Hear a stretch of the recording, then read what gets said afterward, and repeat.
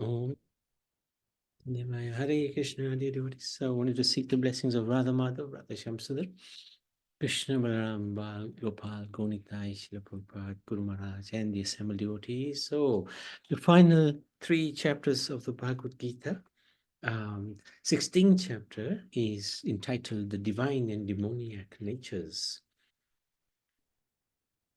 And the summary of the 16th chapter is, those who possess demoniac qualities and who live whimsically without following the regulations of scripture attain lower births and further material bondage. But those who possess divine qualities and regulated lives, they abiding by scripture authority gradually attain spiritual perfection. In previous ages, the distinction between divine and demoniac people was very clear. So in this chapter, Krishna begins by explaining the divine qualities, and he basically, within 3 or 4 verses, he describes the different divine qualities. And then he goes on to explain the qualities that demoniac people possess. Or sorry, not the qualities, the natures that they possess. And he reassures Arjun, don't worry, you have divine qualities. So let's have a look at what happened. What is the distinction now between divine and demoniac? In previous ages, they lived at a distance from each other, really mixed. So in Satya Yuga, they actually lived on different planets. So Hiranyakashipu, Hiranyaksh, they would be on different planets from the heavenly personalities. In Treta Yuga, they lived in different countries. For example, Ravan in Sri Lanka. In Dwapara Yuga, they lived in different bodies. So the demon and the demoniac were in different bodies. But in Kali Yuga, it is said that the demon and the divine are together. They're together in the same body. So within us, we have both natures coexisting. And sometimes the divine nature wins, and other times the demoniac nature wins. And mostly in age of Kali Yuga, the demoniac nature of ours conquers the divine. In modern times, however, the dividing line has disappeared to the extent that the divine and demoniac coexist within the same individual. So this is very important to understand, that we are our own enemy. The enemy is no longer outside of us. It's not in a different body or a different country or a different planet. The enemy is within us. We are our own worst enemy. And especially if our minds are not under control, then we have a problem, because in the Bhagavad Gita, in the 6th chapter, Krishna explains, one who controls his mind, for him, the mind is his best friend. For one whose mind is not controlled, the mind is his worst enemy. So this is one of the ways where we can try to control our nature by controlling our mind. What are the themes of this chapter? Krishna describes the qualities of saintly persons. Then he describes the weaknesses of the demoniac, and systematically he exposes the different attitudes and behaviors which actually destroy one's spirituality. And the description Krishna gives of the demoniac nature in this chapter, we can very much associate with that. He describes how the demoniac nature is that, I am surrounded by um, great people, my family, my friends. I have conquered this enemy and I have conquered that enemy, and I'm going to conquer all my other enemies. I am going to attain great wealth and enjoy, and also give in charity. But that's just for name and fame. And Krishna, the way he describes it, we can really sort of relate to it, because we also have been brought up in that sort of demoniac lifestyle, unfortunately, through television, through schooling, through other associations, friends, relatives, whatever it is. So it's time, for us to change our nature. And this is why Krishna explains this demoniac nature, so that it's very clear. When we read this chapter, my goodness, we almost think that, hey, Krishna, you're talking about me in terms of the demoniac nature. But also, Krishna explains how to get out of this demoniac mentality and go towards the supreme destination. He explains very vividly how one can change one's mood, one's attitude. One can become devotionally minded. One can associate with the devotees. One can help others. And by helping others, one can actually attain the supreme in a systematic way. It's not something that is just done, if you like, whimsically.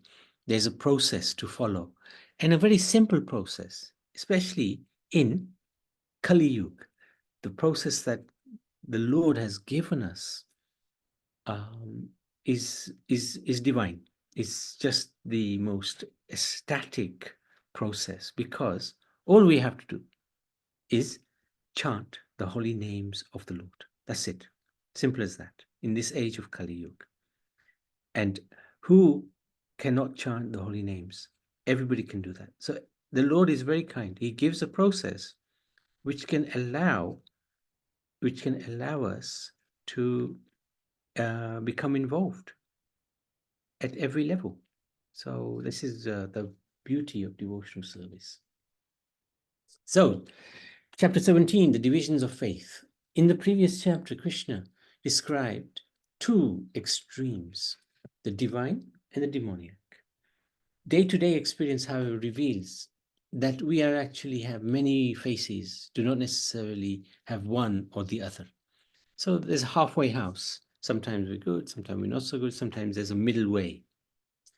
Life is generally not black or white, but usually different shades of gray. The faces we present on a daily basis reveal something about our faith, the things we trust, believe, and place value upon. Chapter 17 describes how a person's affiliation to a particular mode will determine the type of faith they have. So Krishna describes in this verse, if somebody has faith, if that faith is grounded in the scriptures and it's done as a matter of duty, that faith is there as a matter of duty, then that is in the mode of goodness, Sattvagun. If we have faith, but it is in relation to, I do something for you, my dear Lord, you do something for me, it's a business transaction, then that is regarded to be Rajagun, which is in the mode of passion. And those who are faithless have no faith at all in the Lord or in humanity or in anybody, they're just completely in a world of their own. Then that is regarded to be faith in the mode of ignorance. Now, there is another type of faith, which is the faith that is we have in the Supreme Personality of Godhead. No matter what, we never lose that faith. No matter what test comes, no matter how much difficulties come, which they will, because this is the material world. We're living in the material world. Difficulties will come. but we never lose faith. We keep our focus on the Supreme. He describes how, let's just have a look at the themes. Following scriptures allow us to transcend the three modes of material nature. The foods that are categorized in the three modes. So he describes the different types of foods. So if one is eating healthy, fat, not fatty, but not cholesterol fatty, wholesome, fresh foods, that is regarded to be in the mode of goodness, especially that food which does not come to our plate through violent means. Yeah. So we're talking about vegetables and fruits and nuts and things like that. Foods which are very spicy and hot, and onion and garlic are also included in this category, are foods which are in the mode of passion. They invoke us to become passionate. And we've got enough passion as it is. We don't need any more. Mode of goodness would make the food that's in the mode of goodness would make us calm, would give us peace of mind. That food which is untouchable, it's not edible, but people like those sort of fish, eat meat, eggs. These foods fall in the category of meat, of mode of ignorance. Foods to be completely avoided, which will take one down to the lowest region of hell, because for the sake of our stomach, we want to cause so much harm and pain to other living beings. And that really is not a good thing. So, however, there is another category of food which will take us beyond this world. It's even better than the mode of goodness, and that is food which has been offered to God, prasad. When we cook it with our love for the Lord, and we offer it to the Lord. My dear Lord, I have cooked this for you. Please eat it. Please accept it. Please bless it. That becomes prasad. And when we eat that, when we honor prasad, then that is a spiritual activity that is taking us closer to God. And we will have come across this when we eat in the temple. We may have cooked the very same thing at home, but in the temple it tastes a lot better. It's uncanny. Krishna also describes the different types of austerities which are done for this in accordance with the scriptures, not for any gain, and done in accordance with one's duty, are in the mode of goodness. Austerities which are done to seek a reward or to get fame. Oh, he's such a great devotee. He fasts on Ekadashi. If we want that fame, that's mode of passion. Those austerities which cause harm to oneself and to others, that's in the mode of ignorance. And the example of that would be Hiranyakashipu, when he was standing on his toes with his arms up in the air for thousands of years. That's austerity in the mode of ignorance, because he was doing it not to satisfy the Lord, but to get some destructive boons, which he could then terrorize the universe. There's another type of austerity, the fourth type, which is done to satisfy the Supreme Lord, to please the Supreme Lord, to beg the Supreme Lord, please, my dear Lord, let me become close to you. Let me have more faith in you. Let me serve you better and better. That's in the mode of pure goodness, devotional. Types of charity as well, Krishna describes. You give charity to the deserving person, the right time, at the right place. That's mode of goodness, Satogun. Giving charity again for name and fame.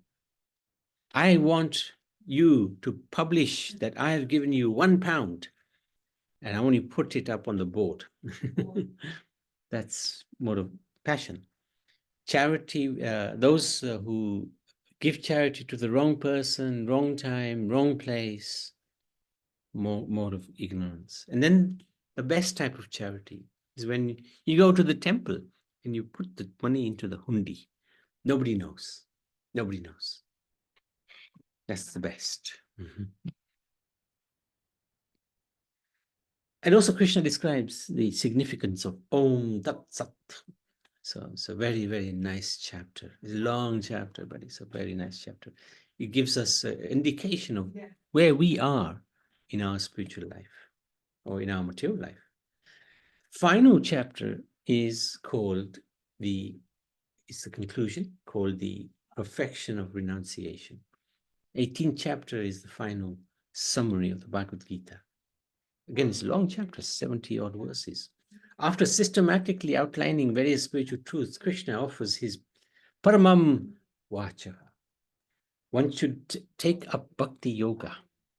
So Krishna is pretty clear in this chapter, towards the end. One must take up Bhakti Yoga.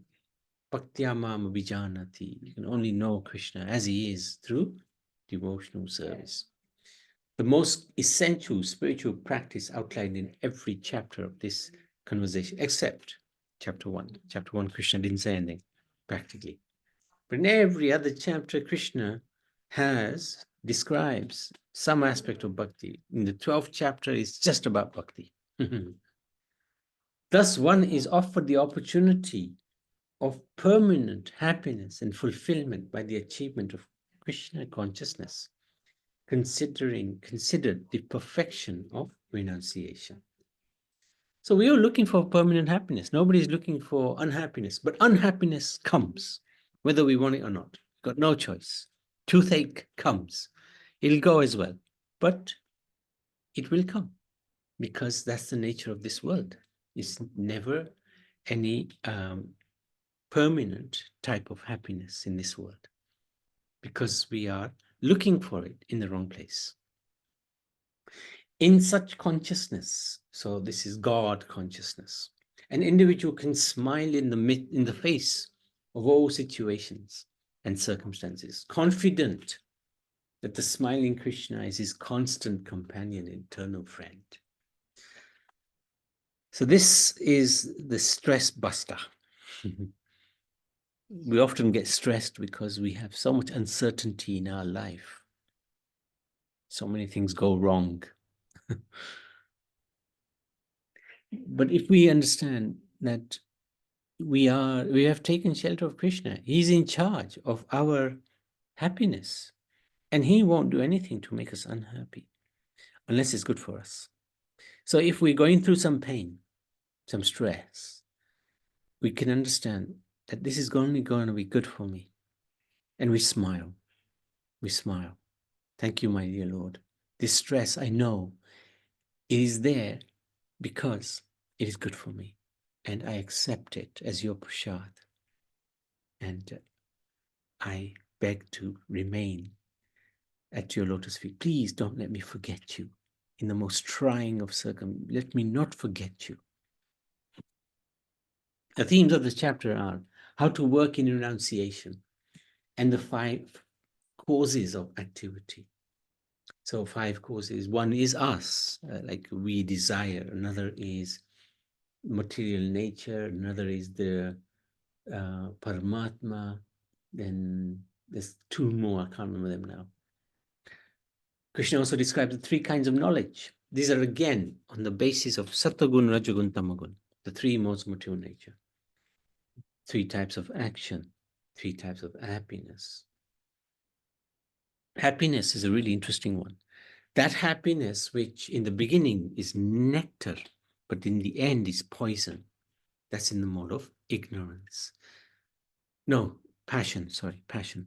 Happiness in the beginning, and then distress at the end. That happiness, which is It's tough in the beginning, but it's nectar in the end, is more to goodness. So if you're reading a spiritual book, it's really hard to focus. But once you go through it, step by step, you get the understanding, the realization what this book is trying to give us. You become very happy because you become a little bit closer to the Supreme Lord.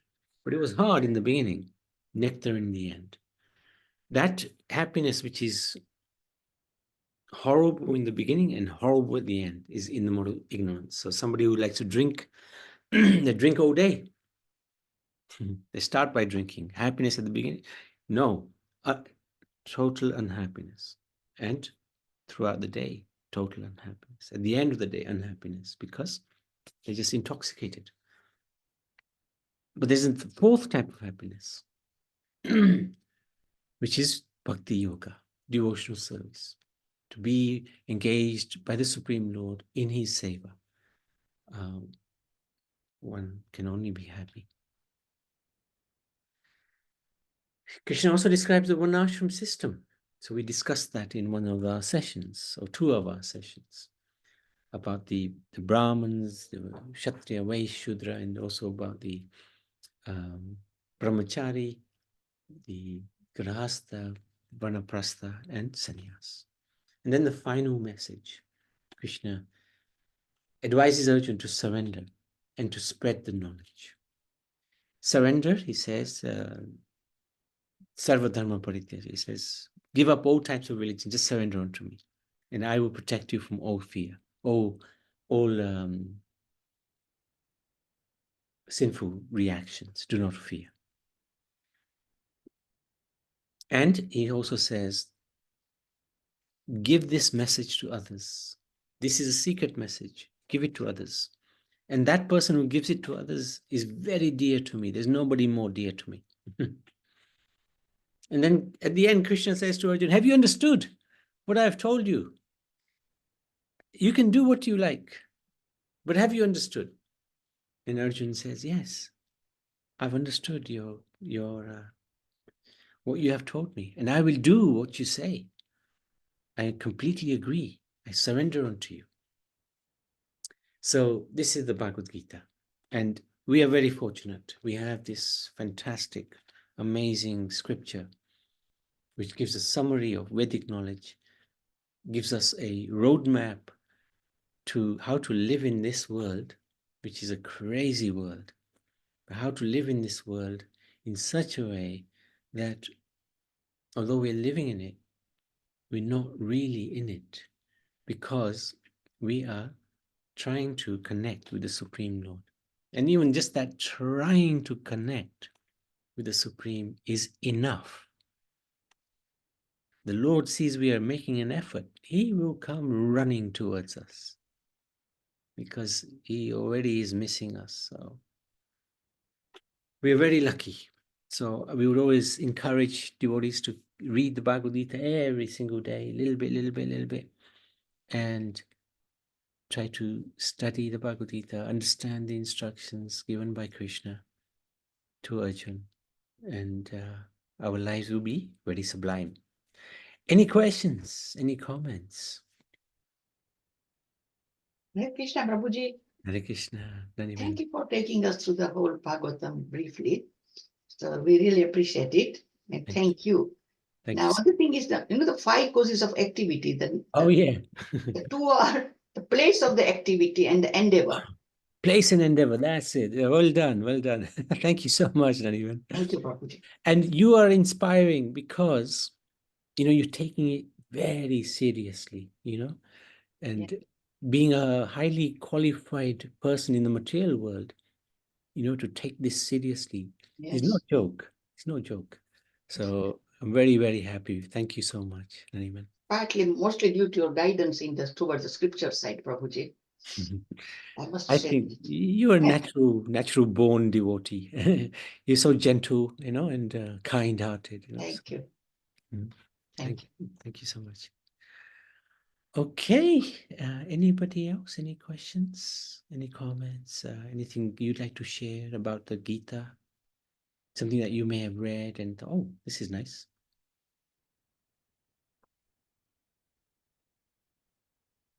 Okay, we can stop. Just from my point of view, observation, you Yes. need to read Bhagavad Gita repeated times in order to just grasp at least something. Correct. Correct. Yeah, it's not easy. It's not something that you can go through once. Good. Read and read and read. Yeah.